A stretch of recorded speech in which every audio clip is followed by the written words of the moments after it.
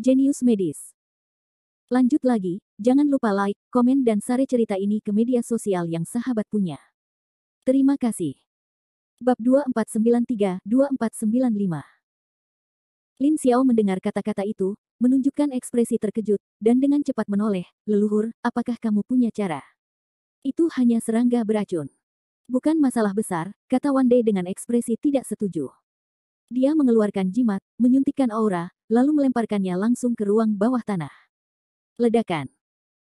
Kebakaran terjadi di ruang bawah tanah, dan serangga beracun mulai terbakar di dalam api, berderak dan terbakar. Pangeran Geng menyatakan kepuasannya. Su Huang juga terkejut dengan metode ini, pesona apa ini? Sungguh menakjubkan. Fu api eksplosif tingkat 7, ekspresi Jericho Li ringan, benda ini yang bisa dia sempurnakan, tidak jarang. Wan Shout memandang Jericho Li. Dia tidak menyangka bahwa dia bisa mengenali pesona macam apa itu. Serangga beracun sangat besar sehingga api akan menyala dalam waktu yang lama. Tidak ada cara untuk lewat, kata Tao Sueki sambil mengerutkan kening. Jika dia ingin lewat sekarang, kemungkinan besar dia akan terlibat dalam kebakaran. Wan Shout tertawa dan berkata kepada Geng Zijue, ikuti baik-baik. Dengan itu, dia mengeluarkan pesona lagi, yang segera berubah menjadi jembatan layang kecil, persis seperti jembatan pelangi. Selama kamu berjalan dari jembatan, tidak masalah, Wan Dai naik terlebih dahulu, dan Pangeran Geng segera memanggil orang-orangnya sendiri, cepatlah. Jangan sendirian. Ada orang yang tidak ada hubungannya dengan itu. Jangan berpikir untuk memancing di perairan yang bermasalah. Dengan skill ini, banyak pesaing yang bisa tersingkir. Su Huang, Sueki, bukankah kamu segera datang? Lin Xiao dengan bangga melambai kepada dua orang, sekaligus menatap Jericho Li secara provokatif, seperti berkata kamu tidak terlalu bangga. Itu belum berakhir. Semakin Tao Sueki menatap wajahnya, semakin dia merasa jijik, pergi. Aku tidak butuh niat baikmu. Su Huang mengabaikan pertengkaran mereka. Dia memandang Jericho Li dan berkata, bagaimana kita bisa sampai di sana? Jericho Li mengangkat tangannya, memadatkan rune, terbang ke kaki Su Huang dan Tao Sueki, dan mereka langsung melayang, berjalan sendiri. Pergi. Su Huang diam, bukankah gunanya terbang? Biarkan kamu pergi, tinta apa? Jericho Li memadatkan serangkaian rune, yang jatuh pada kamu Tianan, kelompok Tiandao dan yang lainnya, termasuk dirinya sendiri. Jericho Li berjalan di udara. Ketika dia melangkahi ruang bawah tanah, dia berjalan di tanah datar dan lewat dengan mudah. Adegan ini mengejutkan Wan Dangde, memindahkan hantu itu. Tidak mungkin, itu pasti pesonanya. Ini adalah semacam sarana yang hanya dapat dikendalikan oleh makhluk abadi, mirip dengan melintasi kehampaan dan berpindah langsung dari jarak ribuan mil. Wan Zhaode tidak pernah percaya bahwa budidaya Jericho Li hanyalah hasil pesona. Faktanya, itulah pesonanya. Yang digunakan Jericho Li kali ini adalah sejenis jimat dengan efek serupa ilusi bergerak, yang disebut pesona langkah demi langkah. Haha, aku tahu Tuan Li akan datang dengan mudah. Semua orang di kelompok Tiandao menutup mulut mereka dan mencibir. Dengan cara ini, mereka melewati ruang bawah tanah dengan mudah. Orang-orang di belakang juga menggunakan cara mereka satu demi satu. Ketika mereka ada di sini, mereka tidak akan menyerah seperti ini. Mereka harus mencobanya. Wanita ular mengorbankan kulit ular yang sangat panjang, lalu melengkungkannya ke jembatan dan menyilangkannya bersama orang-orang iblis. Ketika mereka lewat, mereka menemukan bahwa ada lebih dari satu ruang bawah tanah, dan jumlahnya lebih dari 10. Mengapa begitu banyak ruang bawah tanah? Berapa banyak serangga beracun yang mereka pelihara? Kulit kepala Su Huang mati rasa. Begitu mata Wan Dai menoleh, dia dengan licik tidak bergerak. Sebaliknya, dia melangkah mundur dan berkata sambil tersenyum, ruang bawah tanah di belakang, menurut kemampuanmu, seharusnya tidak ada masalah. Kata-kata ini, Tao Sueki langsung mengerutkan kening, tidak marah, berkata, bagus, salah. Hanya saja aku tidak mau bergerak. Siapa yang bisa tertipu jika kedengarannya bagus? Jericho Li terlalu malas untuk memberitahu mereka hal yang sama. Dia mengangkat tangannya untuk memadatkan rune, kali ini mengembunkan mantra api. Pesona yang menyala-nyala. Tanda matahari. Jimat merah menyala. Melihat pesonanya, mata Wan Shout menyusut. Dia pikir Jericho Li hanya bisa menggunakan jimat petir, tapi dia tidak menyangka jimat api itu juga berguna. Beberapa mantra jatuh langsung ke semua ruang bawah tanah di depannya. Nyala api menyala dan serangga beracun dibakar.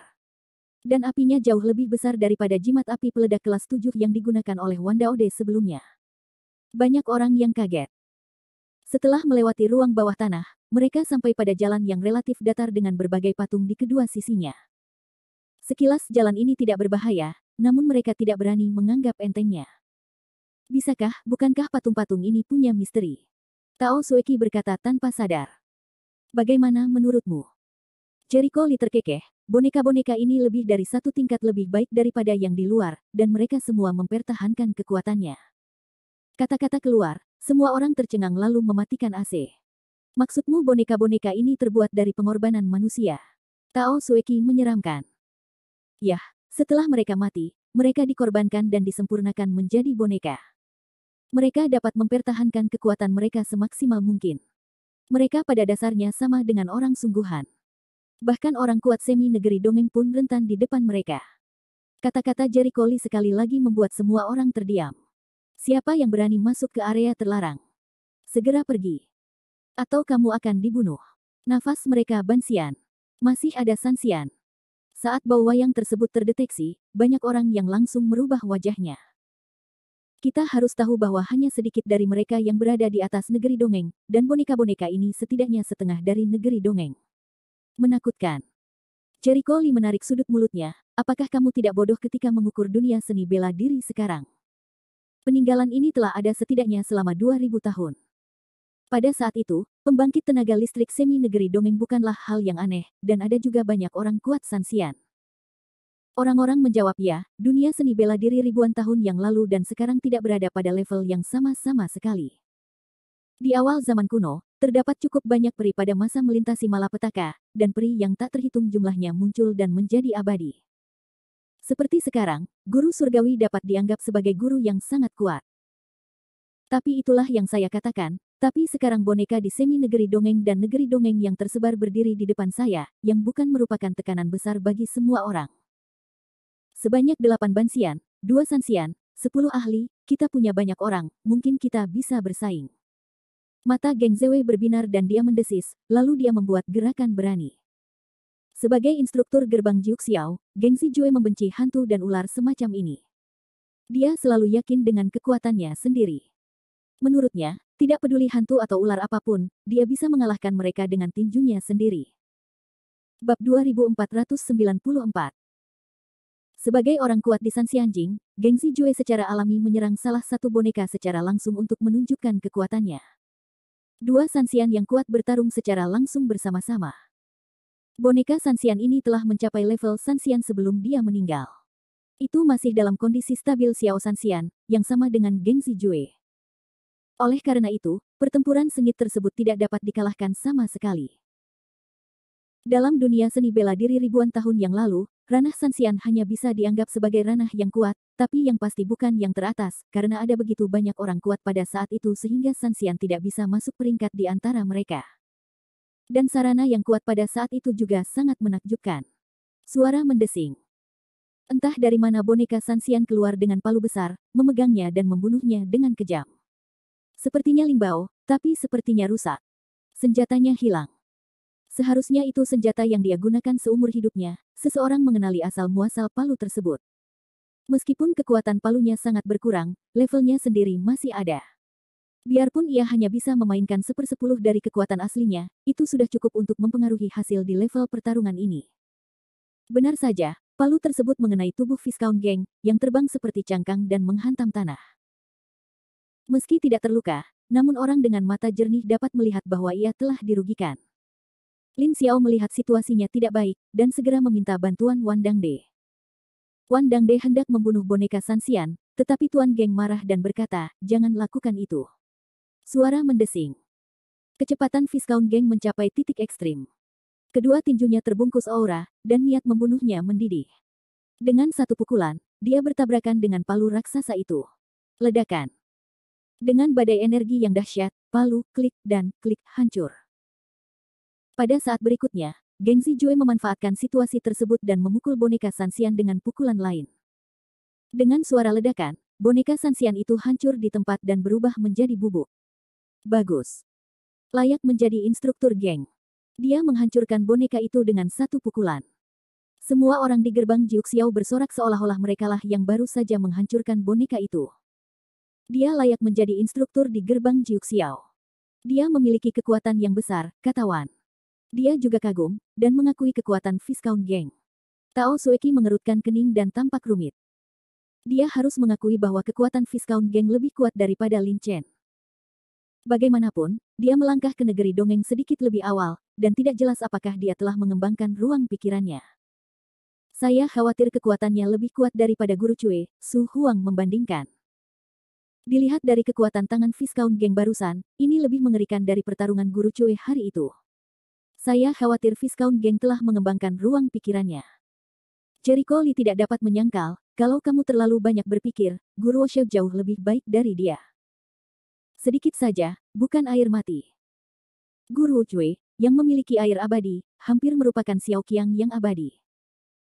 Jika dia tidak bertemu Jericho Lee, dia akan berada dalam posisi yang tak terkalahkan, dan bahkan Sanxian yang hebat pun tidak dapat membantunya. Belum lagi Guru Cue juga mengembangkan ruang pikiran ilahi. Potensi dan kekuatannya adalah kelas 1. Adapun Geng Zewe, meskipun dia telah mengembangkan ruang pikirannya, dia bukanlah Xiao Qiang yang abadi. Selama dia berperang melawan gesekan, dia pasti akan kalah. Namun, apa yang dia katakan jatuh ke telinga Lin Xiao, yang berujung pada sindiran Lin Xiao, itu benar. Karena kamu bisa bicara besar, kenapa kamu tidak membunuh boneka? Dia merasa Jericho Lee melebih-lebihkan dan cemburu, jadi dia sengaja mengatakannya untuk meremehkan Viscount Geng. Jericho Lee tidak repot-repot memperhatikannya. Dia tidak memperhatikan badut semacam ini. Ia langsung maju ke depan dan langsung menarik perhatian kelima boneka tersebut. Kelima boneka ini semuanya semi negeri dongeng, dan semuanya merupakan budidaya semi negeri dongeng selanjutnya. Melihat Jericho Lee dikepung, Lin Xiao langsung menyombongkan diri, instruktur geng, dia hanya mengejekmu. Jangan bantu dia. Haha, dia bukan dari gerbang Jiuxiao. Aku tidak punya alasan untuk membantunya. Nada suara Geng Zewe acuh tak acuh, lalu dia bergegas ke boneka lain. Di sini, Su Huang dan Tao Sueki melihat 5 boneka dibunuh, semuanya menghadapi perubahan besar. Tidak. Kita akan dikepung. Lari. Su Huang berteriak. Untuk apa kamu lari? Nada suara Jericho Lee acuh tak acuh. Su Huang azeng, lihat dia tiba-tiba mengambil inisiatif untuk maju berperang, kamu tidak jangan main-main. Apakah dia akan bertarung 5 lawan 1? Tao Sueki takut untuk membuat saluran. Sepertinya begitu. Apakah dia gila? Bagaimana dia bisa melawan begitu banyak boneka sendirian? Tao Sueki khawatir. Menanggapi pertanyaan ini, Jericho Lee memberikan jawabannya. Ledakan. Sebuah pedang besar muncul. Dia mengangkat tangannya untuk menyapu, satu persatu. Boneka tersebut hampir tidak memiliki kekuatan bertarung, dan langsung hancur berkeping-keping. Adegan ini membuat banyak orang terpesona. Mata Tao Sueki membelalak. Aku akan pergi dan menghancurkan 5,5 boneka negeri dongeng sekaligus. Intinya dia tidak menggunakan seluruh kekuatannya sama sekali, Su Huang memperhatikan hanya ada 3 lubang di pergelangan tangan Jericho Lee. Dia ingat dengan jelas bahwa kekuatan pedang itu adalah 5 lubang. Di sini, Geng Zewe, yang sedang bertarung dengan boneka Sanxian lainnya, juga memperhatikan pergerakan di sini. Ketika dia melihat pedang Jericho Lee, dia menghancurkan kelima boneka itu, dan jantungnya berdebar kencang, sungguh luar biasa. Kekuatan anak ini begitu kuat. Dengan sekilas pemikiran, Geng Zijue tidak ragu-ragu di tangannya, dan tinjunya melesat dan membunuh boneka itu. Ledakan. Dengan suara ledakan, boneka tersebut langsung hancur. Instruktur geng tidak terkalahkan. Lin Xiao sangat gembira hingga dia berteriak dan bersorak. Dia sepertinya berlindung pada pangeran geng. Adapun Lin Chen, dia benar-benar lupa. Sambil memuji Viscount Geng, Lin Xiao juga bersikap provokatif. Dia melihat ke arah Jericho Lee dan berkata dengan sinis, instruktur geng telah mengambil boneka lain. Bagaimana denganmu? Aku khawatir kamu masih berjuang keras. Mereka ingin melihat situasi pertarungan Jericho Lee. Kemudian mereka melihat Jericho Lee yang telah mengumpulkan kelima boneka tersebut, mendatangi 3 boneka yang tersisa dan membunuh mereka satu persatu dengan pedang. Apa? Dia membunuh 3 boneka dengan begitu mudah. Kelopak mata Lin Xiao melebar. Wan Huode terdiam, dan wajahnya muram. Sejujurnya, jika mereka ingin menyapu musuh dengan mudah, mereka tidak akan mampu melakukannya. Single to single, mereka bahkan bisa menantang ahli yang lebih baik dari dirinya, tapi seperti kata pepatah, 2 tinju sulit dikalahkan dengan 4 tangan. Dalam kasus banyak lawan 1, segelintir orang akan selalu menderita. Bab 2495. Wajah Lin Xiao menjadi kaku. Semula ia ingin menertawakan Jericho Lee, namun kini ia melihat Jericho Lee menyapu beberapa boneka dengan kecepatan tinggi.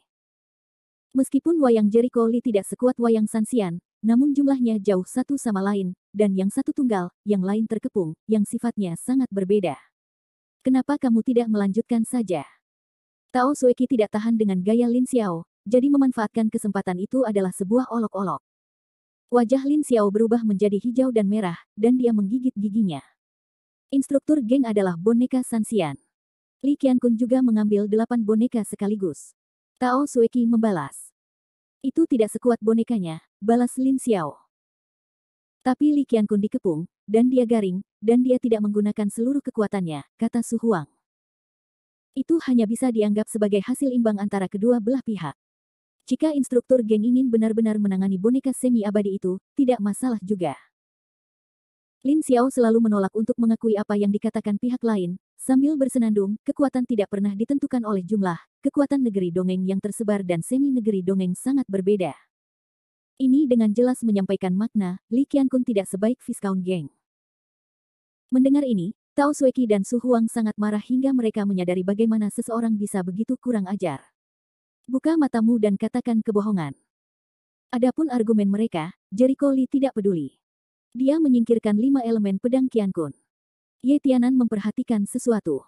Wajahnya sedikit berubah dan mengingatkannya, Li Xiao, sepertinya sesuatu telah terjadi. Saya melihatnya. Jericho Lee seperti 2 kacang polong di depan Istana Bumi, telah melihat platform peresmian, yang persis sama dengan yang ada di aula utama.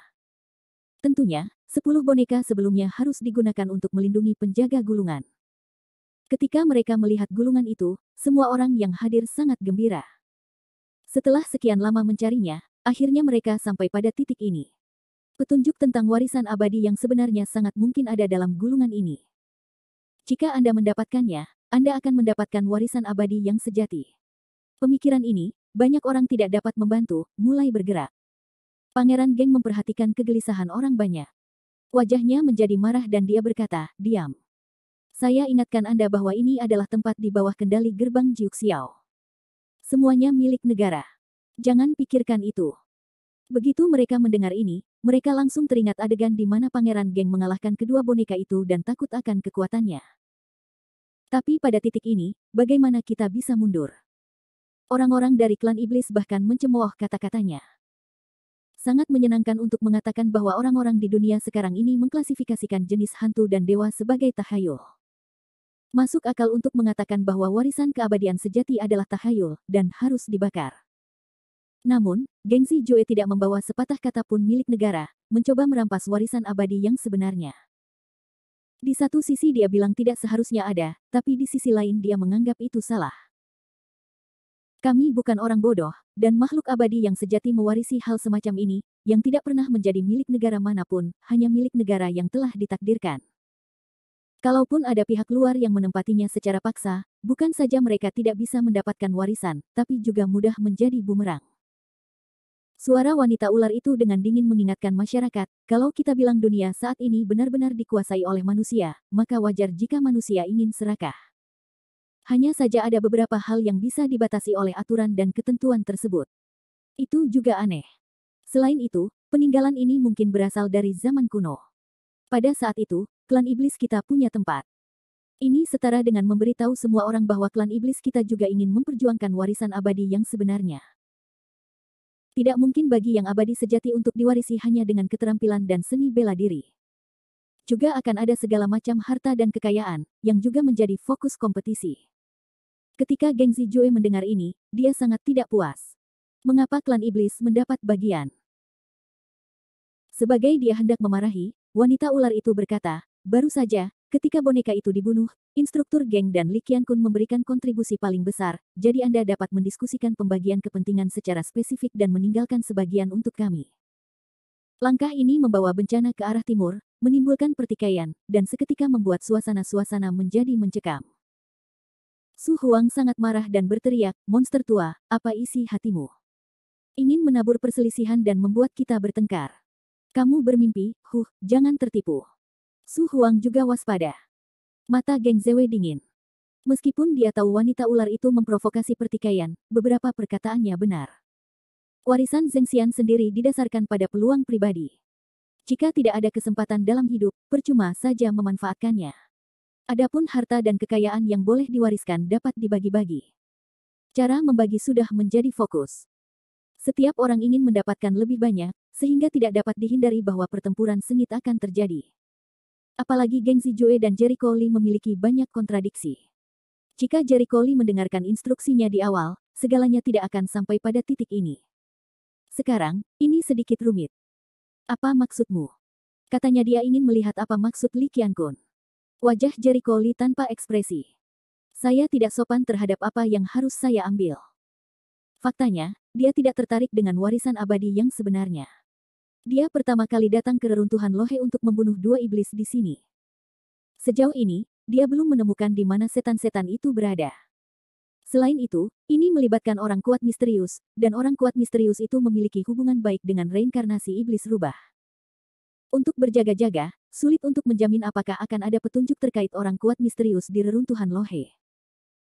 Jika ada 36 keterampilan unik dalam warisan abadi sejati, atau beberapa hal yang dia butuhkan, dia tidak bisa memberikannya begitu saja. Namun, dia tidak dapat menjelaskan hal ini kepada Viscount Geng, dan Viscount Geng tidak dapat memahami idenya. Banyak orang di ruangan itu tertawa diam-diam. Bagus. Benar saja, Jericho Lee akan memilih untuk memperjuangkan warisan abadi yang sebenarnya, itulah yang ingin mereka lihat. Wajah Gengzi sedingin es, dan suaranya serta warnanya tajam, bagus. Bagus. Benar saja, aku seharusnya tidak mengharapkan apapun darimu. Itu konyol. Saat pedang atmosfer mengeluarkan panahnya, bayangan virtual tiba-tiba muncul di posisi altar. Bayangan maya itu mengeras dengan cepat, lalu menjadi sosok yang mengenakan jubah Tao dan penuh pesona abadi. Adegan itu tiba-tiba menjadi sunyi, dan saat berikutnya semua orang menoleh untuk melihatnya. Apakah ada orang lain di sini? Hantu. Kulit kepala orang mati rasa, mengira tempat hantu ini ada orangnya, takutnya tidak angkerkan. Jangan main-main di sini. Apakah kamu manusia atau hantu? Tao Sueki segera meminumnya dingin. Ye Tianan menatap sosok itu, seluruh tubuhnya gemetar, dan wajahnya penuh rasa tidak percaya. Dia bergumam dengan suara rendah, dia adalah leluhur pertama keluarga Yeku.